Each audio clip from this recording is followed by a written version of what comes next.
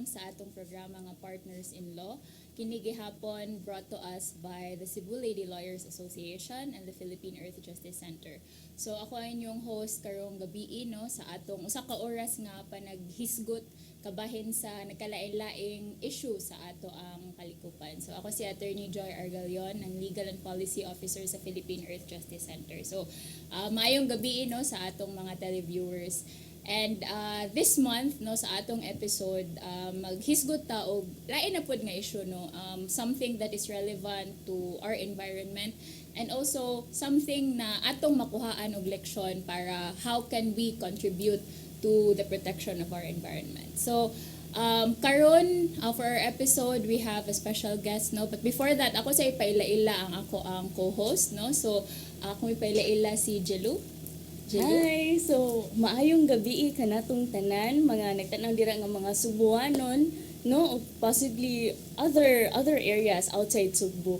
So, I am Jerry Ludi Mag-aso, an intern of Philippine Earth Justice Center. So, salamat kayo, Attorney Joy, for this opportunity. Yes. For being a co-host sa kaninga program. Yes, and we're happy to have you here with us. And si Jelu di ay no is also a law student. Yes. No?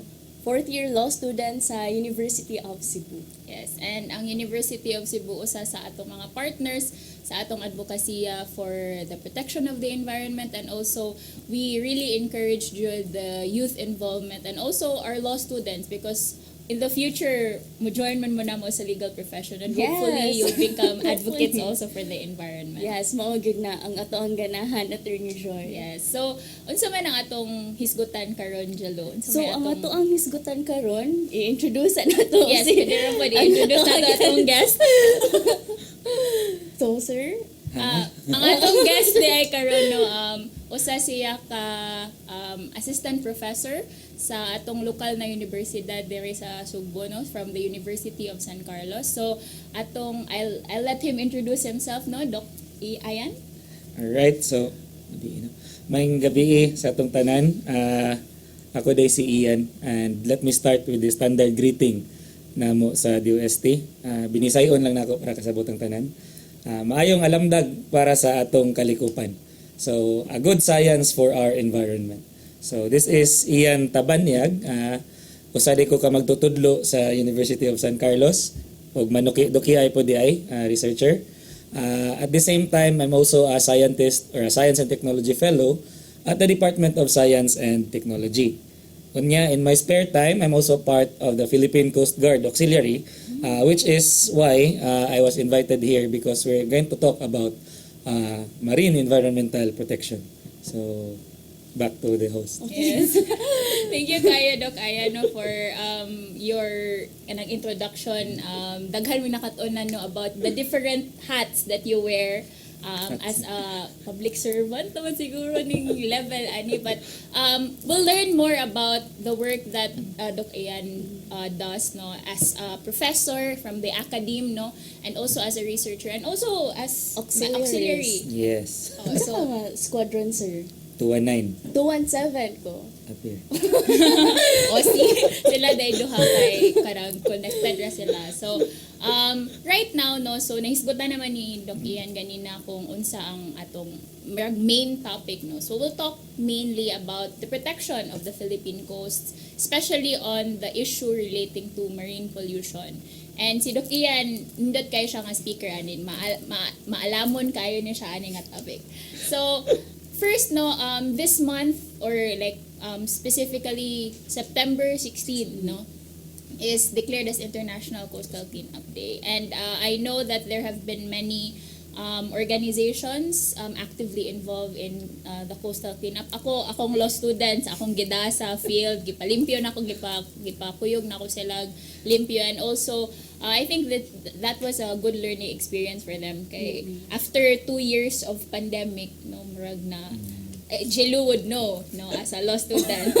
Pandemic mga to, attorney. Pag enroll na ko, so wala mi naka suway ana Yes. nga mag-field sa gawas, pero naka-join me sa among auxiliary sa PCGA yung pag-limpyo. So at least no, after the 2 years hiatus, pwede na nato madaatong law students outside, and Yes. there's another classroom in the environment. So if maybe Doc Ian could tell us more about, and also you, maybe you could share more about this activity. No, it's an international activity, and the Philippines, no, daghang mga organizations that have So, been part of it. To start off, kaning International Coastal Cleanup kay gi-establish ni siya sa Ocean Conservancy. Kana bitang we are really concerned about the plastic waste that goes into our ocean. Kay doing surveys dahil daghang nakita nga plastic sa ilawom, na very extreme cases kanang plastics that are ingested by animals. So makita na ninyo sa social media mga dolphin nga na hikot og kanang fishing gear, mga turtle nga tuok, mga turtle nga magtuog jellyfish na nakatulong og plastic. So muna siya nga gibuhat na siyang Ocean Conservancy just to make us aware and responsible sa plastics nga atong ginlabay. Mismanaged plastics yun among tawag ana kay di man pud nimo ma-blame ang government to manage kay to each our own right to do whatever we want. So muna ang amo lang that's an international na organization that set the coastal cleanup nga every once a year nga dapat manglimpyo ta sa atong mga plastics. Kay every plastic that you pick out from the environment nga nagkatag, you prevent that from going into the ocean. Karon, Philippines has been considered as one of the top polluters to our global ocean. Just to give context lang po, Philippines is not number one producer of plastics. Kasagaran sa plastics, manood na diri via importation. So, diha lang sa ako taman kay kanang, and also to add, kami sa Coast Guard Auxiliary, we support the mandates of the Philippine Coast Guard. And one of those important mandates that is related to international coastal cleanup is really on marine environmental protection. That's why bisag wala siya gi-require sa UC since part man siya sa among organisasyon, ni-appeal gid siya international coastal cleanup. Kaya ang concept ana, bisag nag-coastal cleanup ka, bahalag for the clout, for the social media nga purpose, ang amo is na kay napunit nga sagbot. Unya, we are actively promoting nga while nagpunit ka og sagbot, imo pong i-collect ang data. Kaya nga naman, makatabang po na namong mga manuki-duki ay just to know the extent of what the plastics problem is. Specifically, pilay plastic nga niadto dito sa atong kadagatan o unsa pa kumang pangmananap nga naigo ana. Okay, so back to you, Ma'am Joy. Ikaw, Jelo, what was your experience man with the... So, sa International Coastal Cleanup at Reno, Sir Ian, we actually worked with not only sa PCGA pero also with Seed4Com. With Sir Dan sa Seed4Com together with the SKF sa Cebu City. So, minut kaayo siyang programa gyud kay mura gyud siya gather sa not only sa advocates of kanang environment pero also sa kanang mga pareha nato nga kanang mga organizations lang nga bisag dili nila primary mandate ang environment mo serbisyo gid gihapon sa environment attorney. So muna nice kaayo ang International Coastal Cleanup Day kay murag mas nisibya siya sa gusto not only sa mga tao pero hasta of course sa environment. Kaya diba attorney, diba stewards of the law, stewards of the environment. Daghan jud kay ni nakatanan si Jelo, no? And also like applying what you learn from your classes, from your envilo classes. And ako lang po, just to share na lang po siguro the insights of my students, no, when I brought them to the field. We were assigned in Talisay City in partnership with their Solid Waste Management Office and also the City Planning Office nila and PIEP, the Philippine Institute of Environmental Planners.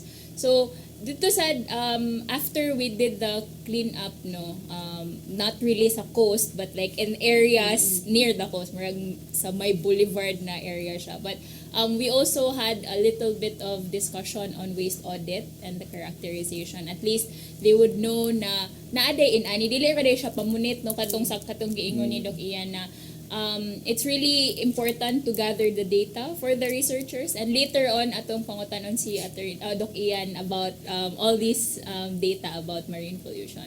So usaran na no ka aspeto sa atong murag umpo na to gi-celebrate, but at least once a year no naatay designated day no for cleaning up. But hopefully no I think one takeaway that we'll get out of the coastal cleanup is dili ra jud kailangan ka usara sa usa ka tuig manglimpyo. And I think there are many organizations that are doing cleanups every now and then, like at least once a month siguro, and in many other activities.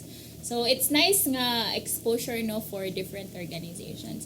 And siguro we were talking about the coastal cleanup no, but one of the other hats that Doc Ian mentioned was on his role as a researcher. So maybe you can tell our televiewers, ma-share nimo atong ang imong experience ano or what you do with UST, Doc.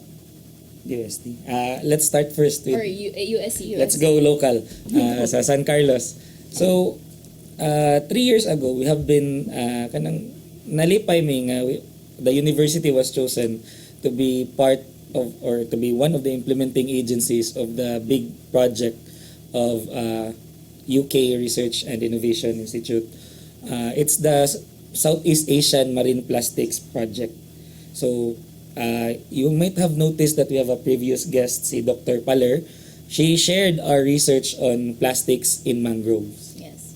So ang amo gyud ana at any given point in time when we did collection kay Cebu was the island that we chose kay sa study.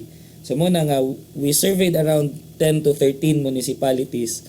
We look at coastal mangrove areas. So kanang Bakhawan, Pagatpatan, unsa pa nang laingan sa mangrove. Katunggan, so kana mga mangroves na sila.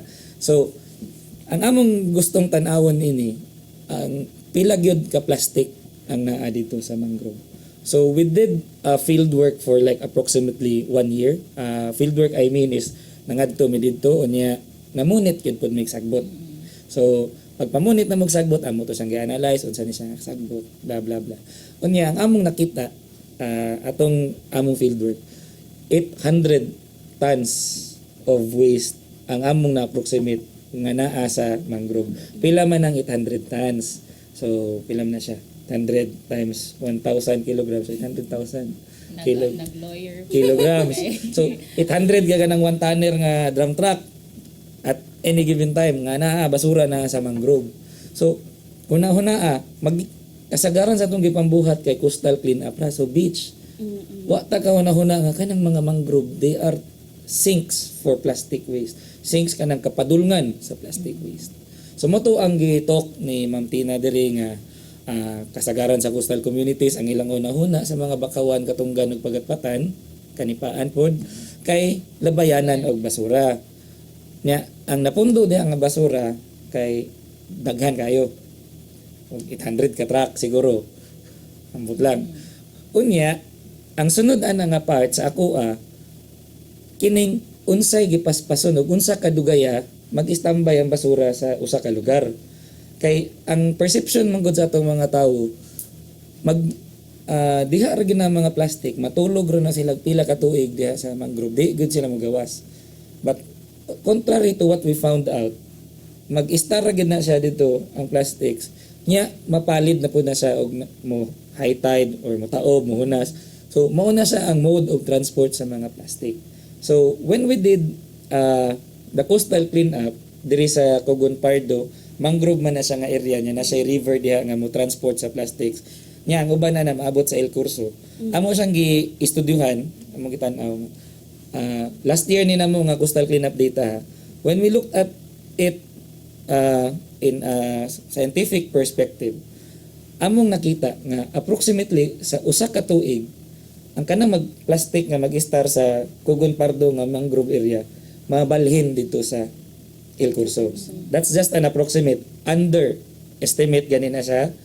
Unya, dito sa El Curso, ang amo pong nakita, ang plastic, mag-istara sa dito approximately 1.3 months. So, every 1.3 months, magsige na siya pagawas og plastic dito sa dagat. assuming nga habagat pa na ang kanang siya nga na habagat ang monsoon. Unya, mo na yung karon na nga mo gid is really data-driven, science-based decision making. What can we derive from that? Unsa may makuha na to ng kaybawtag usa ka tuig ra mag-istar ang plastic sa Bakawan, usa ka buwan ra mag-istar ang plastic sa El Corso nga beach. Unsa may makuha na to ana? Makuha na to nga ang pag-clean up di ay dili siya quarterly kay kada buwan, but instead less than a month. Frequently. So mo na siya nga mong usa sa among study na how frequently do we do coastal cleanups. Kay unsa may basis na to ana? Di ba? Magmarites ra mga dito daghang hugaw. It's just reported observations niya i-chika na lang nimo sa ba na malimpyo ta diri. Sige. So, So, ana. before ka mo padayon, Doc, no, Sige, sige. I'll muhunong sa ta for a few minutes break, no? Ato nang tiwason na nga discussion about the unsay result, no, ato, and also how science-based decision making, policy making would help a lot in this instance, especially when we talk about the state of the coasts nato, or unsa may atong pwede mabuhat about the marine pollution that we're experiencing here in Cebu. So, Partners in Law will be right back, no, after a few minutes break. Ato sang pasalamatan atong mga sponsors.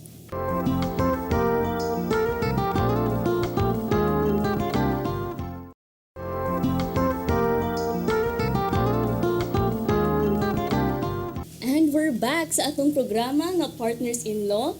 Continue gyapon ta sa ato ang discussion for tonight. Kauban gyapon nato si Doc Ayan. Sige, Doc. Alright. Natawa sa parang sa seryoso ra kita.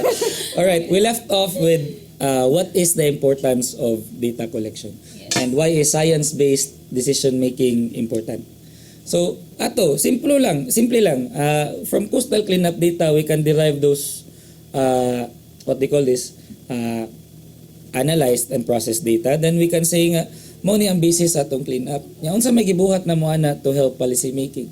We presented it to the first ever Cebu Water Summit that we in the Philippine Institute of Chemical Engineers Cebu have organized That was the one last March. last That was the one where I invited PEJC to present about the landmark cases for environment, the SLAP, right? Yes. And the strategic litigation against public participation. So we have now well-informed a chemical engineering audience, and we also invited people from the LGU. And then, happy lang me kay the outcome of that water summit was dito sa office of the mayor, nagkuhan gid sila, they drafted, I don't know if it's signed now, an executive order for the Cebu water crisis. And then giapil na mo dito ang plastics problem in Cebu. So ang amo gyud dato katong citywide cleanup challenge kanang quarterly ato nang kung mahimo monthly mas maayo because of what we discovered nga 1.3 sa kanang El Corso lang nga beach strip 1.3 months magstay ra di ang plastic usa mo adto sa so mo nang inig underwater cleanup daghan kay nagmaukay basura dito sa ilawom. And just to reiterate, ang katong among gibuhat, it's just an underestimate. Nga naman, dili tanan nga nag-coastal cleanup ang nag-record sa data. So, dihado natadaan if we say we use data for policy making. Kay dili man nato, we did not strictly enforce data collection. So, pipila lang ka organisasyon ang nagkolekta sa data samtang namunit sila og plastic. Unya, that's one. What we did for science-based policy making. Unya, the other thing that we can get from our data is it really supports the hypothesis nga kanang mangrove, kanang mga ugat sa mga bakawan, they act as filter sa trash. Nga naman, pag last year sa Cogon Pardo, ang top 1 nga basura nga among nakolekta is really PET bottles. Dili siya kalusot sa ugat sa mga mangroves. Then, dito sa El Corso nga beach, kung tanaw na niyo, sumpay kina siya nasa river pa dito. Ang number 1 nga nakuha na mga basura are plastic sachets, food wrappers, plastic fragments. So, huna-huna kanang mga gagmay nga plastic nga makalusot sa mga ugat sa bakawan, mo na maadto dito sa beach. So, ang ako lang, yeah, we're all aware and responsible nga mamunit og basura. Ang ato lang idungag nga responsibilidad, ato lang pong i-record. So, yeah, they will promote later on. There's an app for that, kanang sa cellphone, gitawag na sa Cleanswell app. So, Is that up right now na? yes, that's what we Accessible used na. sa last Saturday. Okay. It's being, the Ocean Conservancy really made efforts to have that app nga dili na ta magtali sa Yes. papel. So, tuplok. Because what we did was like paper taliin Yes. ang mga gibuhat. And So- so some of my students were saying nga, ani day ka dugay no if like if we really identify unsa and then daghan pa yung categories ang plastics if ang waste nga makuha niyo Yes. if you really like kuan yun naningan yun nimo ang collection. data collection for that. Yeah, so isa na siya ka component nga mong gusto gyud nga yeah, we're all aware and responsible but add another responsibility to help us do proper litter baselining. Kaya I will just share na lang po. I read in your concept note that the status of laws. Do we have good laws? Yes, we have good laws. We even have good policies. Last year, we just passed the National Plan of Action for Marine Litter. And part ana niya, ang first yun niya nga strategy is National Marine Litter Baselining. Baselining meaning dapat ang makahibaw pila nga plastic ang atong generate pila pud ang atong gilatay. So mo na siya ang among efforts karon nga lisod siya ko anon kay dili man tanan mo comply for data recording. Right? Then we also have that the one that passed into law kay nilap siya plastics gyapon. EPR. Oh, we also have that Extended the Producer yeah, Responsibility Law. yeah, based on the polluter pays principle. So kana pud siya. That's a very good law that really makes the plastic packaging manufacturers responsible for their waste. But the question is, inig-audit ni mo na unsaon man paghibaw sa plastic manufacturer nga mao ni naadto sa yang waste. So that's why in other clean-up events, grabe ka stricto ang data recording. Plastic sa Jack in Jill, plastic sa Chippy, plastic sa Universal. Kung unsa nga brand. That's what we call brand auditing. Nya, di pa man ta aware ana tanan nga inana din na siya. So, yeah, we have good laws but those are the barriers of may Bisayaan ng barrier. Muna yung usas mga nagpugong sa atong pag-implementar ani nga mga nindot nga balaod o polisiya. So, ang ako ra gyud mobalik ra gyud ang tanan o gusto natong i-implementar sa saktong pamaagi. It's really science-based data. Unsa may unsa may kaingon sa data nga makasuporta sa atong gipang storya nga number 1 polluter ta. Cebu is daghag basurang naadto sa dagat. So, and that's what the MANAMO, the Maritime Archipelagic Nation Awareness Month is for. So, I attended the last Blue Economy Conference in Manila and the theme is really going green for a blue economy. Going green means we care for the terrestrial environment for us to proceed for a blue economy. Alright? So, diha lang sa kukutob kay murag Daghan kayo tang napupog yun from nagpanikad unsay na mga siya. gipang storya ni Doc Ian, no? Because I think important pud for our televiewers to understand yun unsa ni kadako ang problema nato sa marine pollution, especially marine plastic pollution, no? Kay sometimes we just take it for granted gani, no? Like there's this kanang I think there's this quote that I always present to my class, no, at the start of my discussions on solid waste management, that it's just a picture of a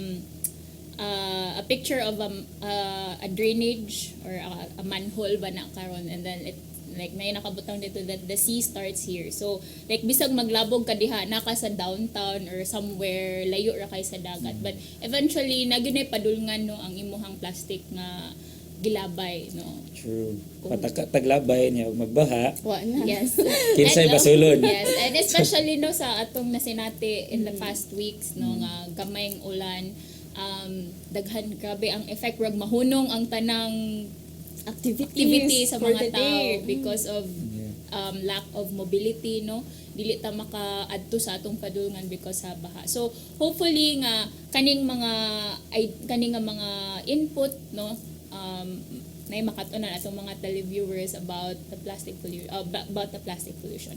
But going back on these topics, Going Doc, no, back. what unsa may mga you mentioned about all these activities, but unsa may mga challenges in developing or in implementing these researches and like presenting these policies to our regulators or to our local government units? So let's just start with a simple framework that data guides policy that is to be implemented or acted upon by policymakers. So data, policy.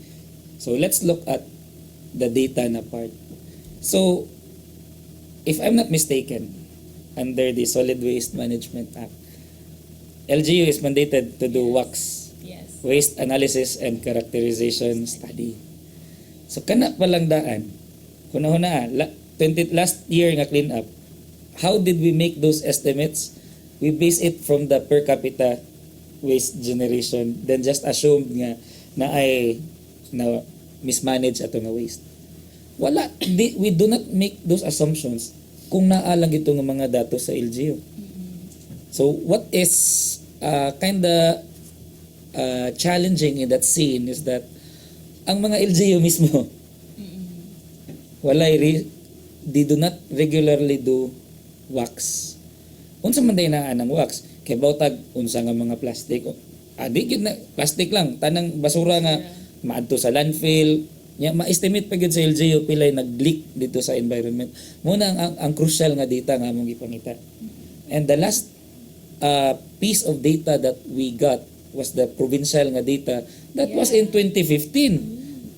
And you cannot just directly tag-ano na lang na nimong 2021 from the remember niagi tag pandemic. Nya most of the trash that gatong namunit mi mga PPEs. before post-pandemic are PPEs, gloves, Face masks. face masks, box sa face mask, katong mga plastic nga gisudlan sa kanang mga gloves. Naglutaw-lutaw dito sa dagat. So, mao na siya. So, there's that challenge. The lack of the baseline The data. lack of the baseline data sa mga municipalities. Next is, we are active in, kato kung gingon ganina, we are active in marine environmental advocacies. But di harap po taman, di po ta mag-collect sa data. That's why kami po sa auxiliary, we tried to, really collect the data. Amo ginang advocate nga, it's not just the Coast Guard Auxiliary. Ubang organization. I'm also a member of the National Cleanup Day Coalition. So mao ginamong gi-promote ocean data transform. Kung gusto mo, tigin mo ganahan mo gamit og cellphone, hala, tali. Ug di mo tali na cellphone niya. Happy man ang mga youth og cellphone, mga tigulang raman. Ang mga gulang-gulang dahil dili ganahan naton. So yeah, we have that missing component. Then the third aspect po sa data, kami mismo mga manuki-dukiay researcher in English. We are trying to do field work to collect the data. And the data sa mga last year we just recently launched the Plastics Research Network Philippines. It's a collection of the researches sa tanang mga nag-research og plastic sa Pilipinas. And then pag tapok-tapok na mo gamay ram data mo ram ni mga dagwaya. So mo to perti na mong lingawa kay imagine. Let me talk about sa academe na side. The first ever published article for the call for plastics research in the Philippines was last 2018. So 5 years. the academic literature sa Pilipinas dito pa gi-call ang plastics research, the need for plastics research. And from there, nagsige na ang mga research, mga plastic nga nakitaan sa pawikan, mga plastic nga nakitaan sa sardinas, sa danggit. mga plastic, microplastics nga nakitaan sa mga, Bisaya anang talaba, kanang shells, mga mussels, boss Bisaya, kinason siguro. So nanay mga microplastics nga sightings, so di ba? Unya, plastics presence in animals, napod sa plastics presence in environment. Sa Manila Bay, sikat na kayo ng Manila Bay, Perteng Hugawa, Pasig River, mangrove areas diri sa Cebu, sa Mindanao na anapod. So, research since 2018 on plastics has been growing already. Pero we're still that far from national level nga baselining. So muna nga kami sa academe nga sector, sa research nga sector, we compiled, the UST has funded a project that we call Plastic Count PH. So I think you might have heard of that. It's a website that shows the map of asa ang data sa plastic sa Pilipinas. So it is a very good educational material. Sa Cebu palang daan, perteng hayaga to kay 10 municipalities to among gi-submit. Sa Palawan, napag-i-issue nga mga plastic nga walay visa nakasud diri. So plastics from other nations naabot na. We have that compendium already. That's the UST funded na output. So it's freely available to all. If you just want to know unsay status sa plastics research diri sa Pilipinas, that's the repository of the plastics data that we currently have. Nya gasigi ginag-update kay napa may funding. So mao na siya. So that's the barrier sa data.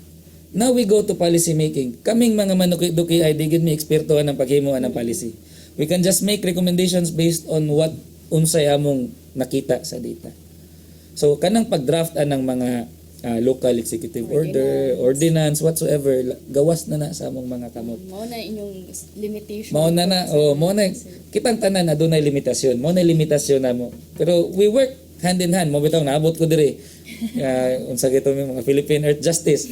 Kay justice part na is policy making. So sa ila na po ng mga kamot, we pass the ball to your hands to craft really good policies.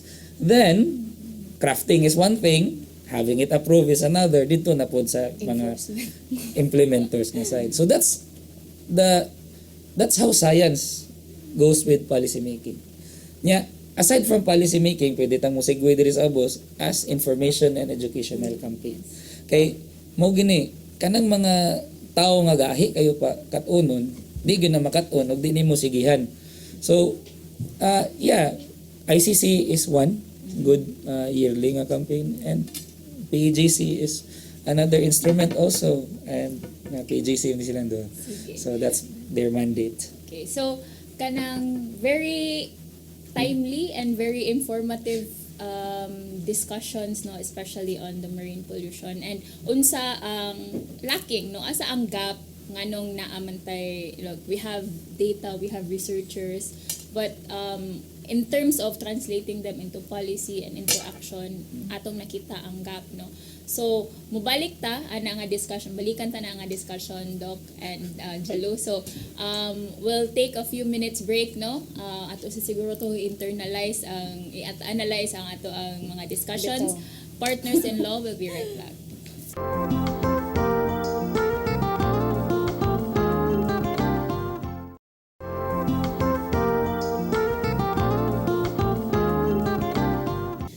We're back, no, sa atong programa nga Partners in Law. Kini gihapon si Attorney Joy Argalion from the Philippine Earth Justice Center, and kuyog nako si Jelu, mong intern from the Philippine Earth Justice Center, and also Doc Ian from the University of San Carlos, DOST, and also from the Philippine Coast Guard Auxiliary. Daghan kay tang naisgutan ganina, no, naghisgot ta about the importance of cleanups and also the data that we're getting out of these cleanups. Kay dili ra man ta mo adto, no, dili lang for the clout or for maki-social naratay ma-post on the internet about this coastal cleanup, but really we want all these data that we're getting from the coastal cleanups to be translated into action. Kay dili ra man ta pwede nga sige ra tag reklamo, no, nga daghan kayong plastic sa atong dagat, daghan kay tang like inighuman sa baha, or na daghan kayong plastic na makita sa dalan. So we need to do something pod about these concerns, no, sa atong environment, and especially here sa Cebu, no, daghan kayong research na ingon ni Doc Ian about marine plastic pollution here in Cebu. And one way yun pinakadako nga aspeto in addressing that is the education information campaign. And yes, so sila Jelo, no, I think sila Jelo sa ilahang CLE classes, no, the Clinical Legal Education program of different law schools, but mainly from the University of Cebu School of Law. Since naman jud tayo thrust no on Green Legal Clinic. environmental law, so we have the Green Legal Green Legal Clinic. Clinic. So I think part na sa inyong mga activities no to conduct IEC campaigns. So maybe basin naka-experience na baka sa inyong Well, so far sa CLEP kay kung ano gito attorney murag katong rehistro ko kuan mas naka-experience gud ko og kanang addressing concerns regarding the environment from my internship Okay. sa PEJC.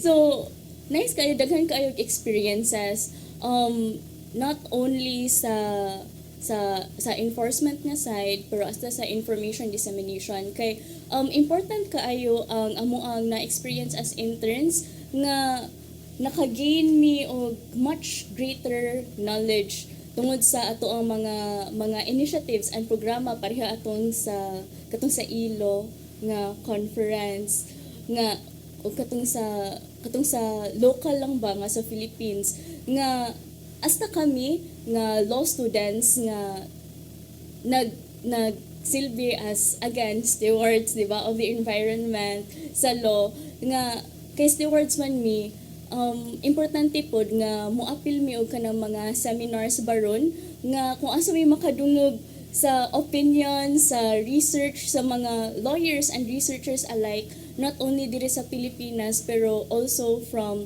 other countries kay daghan pud tag makatunan kay again di ba Philippines as much as we love Philippines lisod man di ba lisod kay third world country rata so mao na mga ingon ana attorney.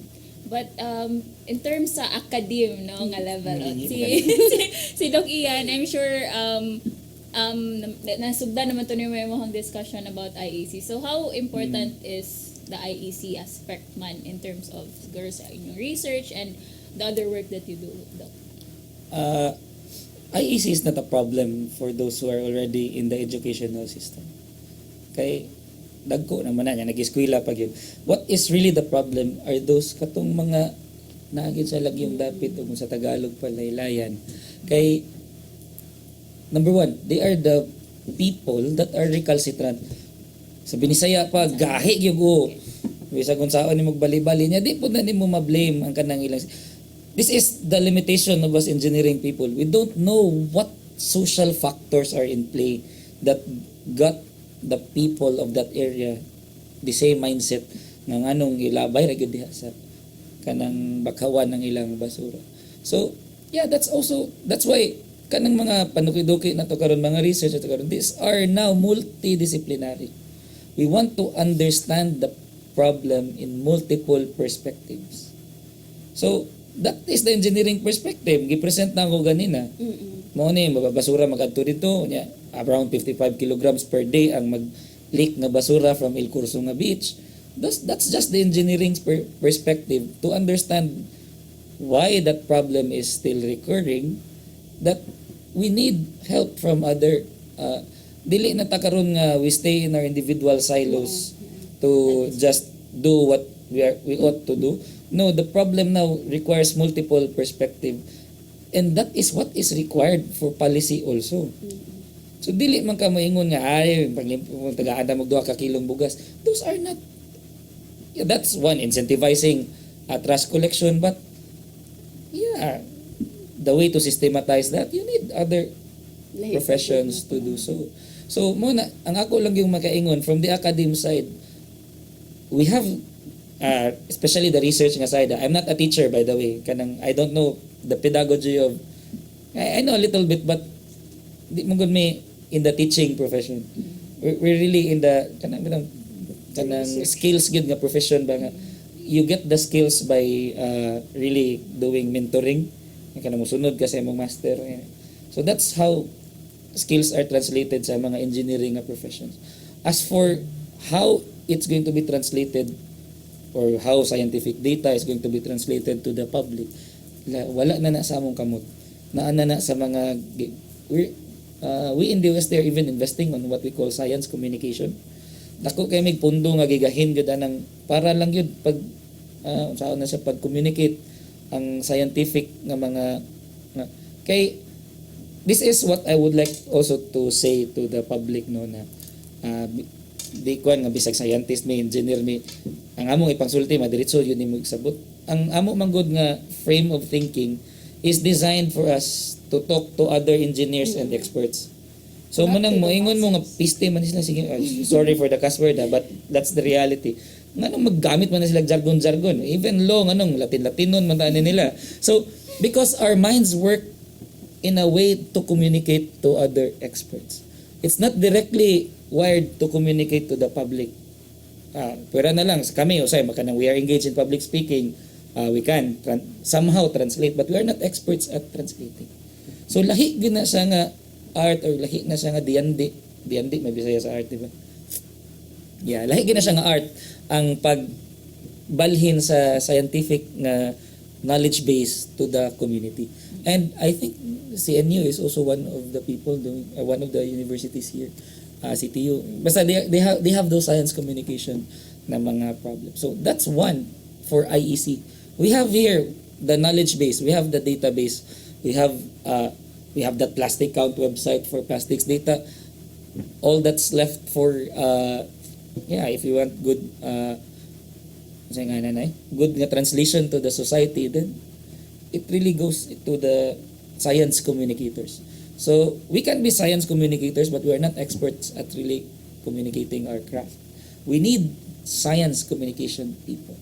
That's why we are invested in science communication. Sa maragod ninyo, you have the legal communication, di ba? Nga nung naamang kay internship diri nga sao man mo pag-ingon dito nga ang dolphin na lumos kay tungkol sa plastic. So yung amo English diri, our dolphin was yeah, di inyo na naman, di ba? So that's how that's the way we look at IEC. So unsaon na to siya pagpaabot dito gyud sa mga gahig kay the measure of educating is if you change the belief or mindset or I-influence. yes, see, influencer. Influencer. Kani ang tapad influencer po na siya. And I think some of these problems no in terms of IAC science communication dili lang na limited sa science kami sad sa law diba like diba? good na whenever we go to communities we always start with like sometimes the law is intimidating kay in English Taas law pa kaayo, taas Ito'y pa- Latin. Oo. So when we go to communities we try as much as possible to like connect with them in their local language, i-translate even using infographics no mga comics or videos na easily nga masabtan sa mga tao. And also I think of course si Doc Ian would know our campaigns director no part of majority gyud sa campaigns that we're doing now is mostly on social and behavioral change no kay we know that if we're gonna talk about law and Law and research, law and science. it would take time gyud no kanang taas gyud siya nga kanang process but when we start changing behaviors no of people although it doesn't require man pud siguro kaayo og revolution dyan nga level but at least we're slowly changing habits of people especially kanang pag-use natong mga plastics no or pag-switch nato to a more circular economy or a zero waste nga lifestyle. So those are some of the things na we're doing no and tapping different institutions like the academe and schools, churches and other organizations. Kay yes, sakto gyud to.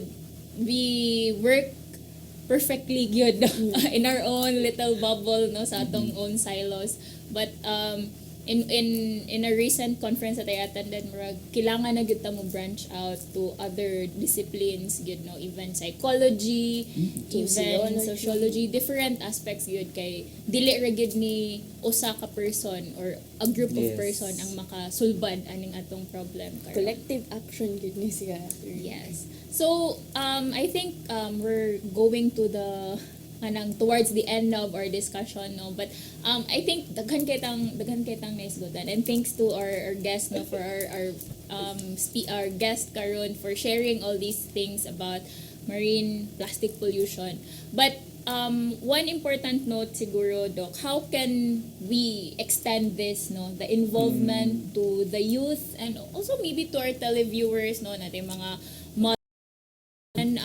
parents, mga kids, no, who might be interested to do something for the environment or volunteer or Advocate. advocate for the environment. Join sa PCGA. Grabe ka. Layon. Well, anyway, yeah, we are advocating for those initiatives, specifically sa kana bitong kana lang yung single-use plastics naiuban nga lugar nag-implement na sa Toledo, paper bag na or eco bag. So it goes back to how we educate the family, kaya the basic unit is the family. So sa kanang yung atong pag-explikar sa atong mga anak o sa isa pa nang uban diha silingan kaya mao din nga nganong giban ni siya nga plastic kay og sunugon mao niya kuan.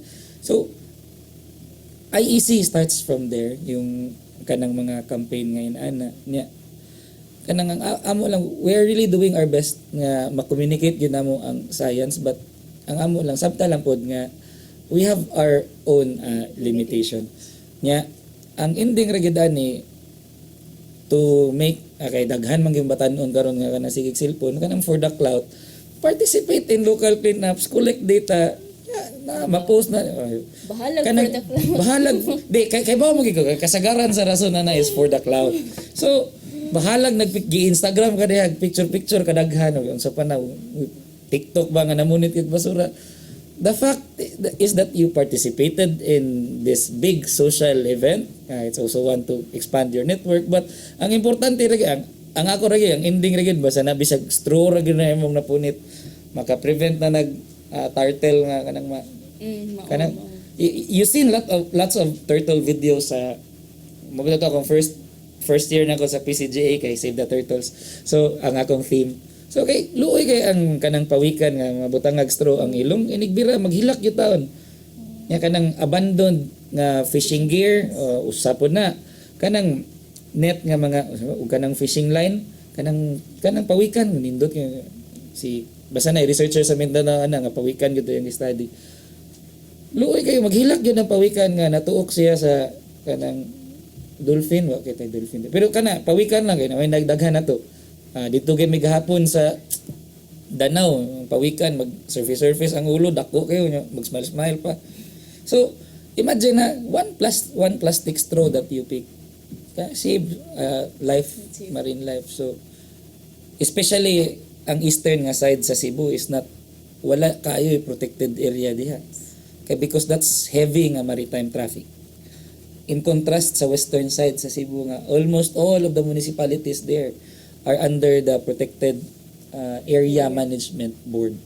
So very good po na dihang dapita kay bao na magitang dita magpatakag labay kay protected area. So diri gyud kanang ang tao mag-abusar man gud kanang dili siya kay bao pod.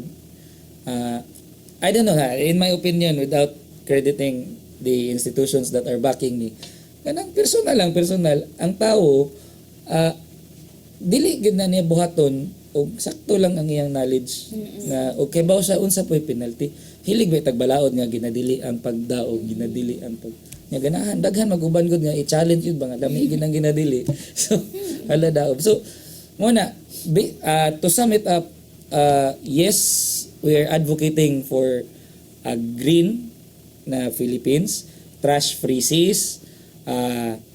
We are advocating for ridge to reef cleanup. So dili ra kay coastal gikan sa kung asa na nga bukid padong sa dagat, padong sa ilawom sa dagat. That's the ridge to reef approach. So yeah, participate in these types of events kay a single plastic that you pick prevents it from going into the environment. That's for the basic kamo lang mga viewers. For the kaning level up ta sa mga LGU ay lapod kung kolektahon ninyong basura ay lapod dito. So ana lang. There are already technologies that intend to address plastic waste build-up. So clean pyrolysis and incineration technologies. Although na issues sa incineration in some it's all about how the science is communicated. Latest technologies, there are even technologies that go as far as wala na tong mga dioxin emissions but yeah, it all remains to be proven based on literature. But ang ako lang is, yeah, do your part for this green and circular economy sa nasod. So, bisag di lang sa nasod, ato lang dakbayan atong responsibilidad. Kana, dako na balay, kana. O kana, bisag pagamyan pag ginato sa balay. Dako na kay ng tabang. So, mo lang. Sige. Thank you. And how can they could nabay may mga Facebook, social media that they could reach out to? Kisa may i-reach. Ate ta. Imong mga hats. Different hats ni mo. Yeah. DOST is a government agency. You can follow the DOST pages and keep track from there unsay mga projects nga mong ipang fund. Heavily invested kami anarong circular economy. That's why we're funding green polymers. So kanang mga ma-degrade nga mga packaging material and how even if dili siya ma-degrade, at least sa iyang value chain sa pag-produce niya nagamit na ta og sustainable nga materials. That's one of the fields that we're supporting under circular economy. For the blue economy, we are promoting for products derived from marine resources. Kaya that's the foundation of the blue economy. So how do we make what we call this our blue resources move and enter into the standard na value chain that we have. And yeah, so dakong pasalamat sa mga environmental warriors, mga Coast Guard dolphins, sa mga pawikan, ug sa patong mananap among nakitaan for actively participating. Bisag ka na lang pag-promote sa social media page nga this is the plastic na pirming makitaan diri sa Cebu. That's actually IEC. So let's make use of the technology kay mo po niyang among na-realize during that Blue Economy Conference. The maritime industry in the Philippines is one with the world in going green. Going green meaning decarbonization. So we go for sustainable fuels in the future and digital transformation. So the maritime industry is also going for that kind of, kaya nga naman, if you go for digital transformation, unsa mag-iepekto? Wa na kay mga papel. So, wa ay papel, save the trees. And then, maritime industry, save the seas. So, digitally see the change. So, in the next few years, we can see the change. So, muna, daghang salamat. Thank you, Sky. Look, Thank you, Ayan. sir. Message to our televiewers, Jalu. Okay, so Intern. from the intern. So, inspired kay ito imong giingon sir no, nga bisan pag-share man lang gani sa Facebook. So, para nako sa bitaw, bisan pag-share sa mga picture sa baha. Kay again, di ba, ang problem man is the enforcement, the implementation. Unya, although sama pa sa giingon ni Attorney Joy ganina dili man kinahanglan og revolution. Hopefully dili maabot og ingon ana, pero sa ako ang makita karon murag kung makakita ko sa baha, kuyo-kuyo na magyud kay murag gamay pa gani nga uwan, grabe na ang baha. Daghan na kaayog maapektuhan, di ba? Sa mga attorney, nga to ang mga klase niya. Yes. Sa UCLO, sa Banilad pa yun, AS Fortuna. So, muna, for information dissemination, kita nga mga youth karon, mga youth pa man ni sila. Mga youth pa. Kita nga mga youth, since glued man kaayo ta to social media, to our cell phone, so bisan pag-share man lang og something about the environment, bisan pag-share man lang sa picture sa baha nga inyong nakitaan, at least of course ay malamdagan na sa tingali ng mga tao nga agoy unsaon naman lang ni. And additionally kami sa PEJC, you can follow our Facebook page and Instagram, ug aduna po tayong mga trivias dito regarding the environment. So, thank you kaayo. Thank you, Doc Ian. Daghan jud kay kog nakatunan, Doc. Share din share sa Facebook page. And thank you po, Attorney Joy, for this opportunity. Yeah, so we're very thankful nga gikuyugan ta sa atong duha ka PCGAs na aday diri. And to our televiewers, no, daghan na nasulti naman nila tanan, no, but it's a very, I think the bottom line is we need an active citizenry, no, to help us kay moto dili ra ni job sa government, dili ra pud ni job to the researchers, to those in the academe and those mga environmental lawyers, advocates, but it's everyone's job, no, to protect our environment because again wala ba tay planet B, so we only have this planet, so we need to protect it good. So hopefully daghan mong nakuha nga mga leksyon, mga ideas and solutions on how you can help protect our environment. And before we end, no, daghan pang other nga mga episodes sa Partners in Law. You can search for it on YouTube sa Partners in Law Celia. So na mga discussions dito about other laws. So if you can follow and subscribe to our YouTube page, no, so pwede gid mo makakat-on dito daghan kayong information about different laws. And also you can follow the Philippine Earth Justice Center and hopefully the UC Legal Aid office also for your other legal needs and concerns. So ang atong mga law students and atong mga lawyers are there to help. So daghan kayong salamat to our televiewers, no, for joining us sa ato ang discussion karong gabi una. Ako again si Attorney Joy Argalion and daghan kayong salamat ug maayong gabi. Maayong gabi. Gabi.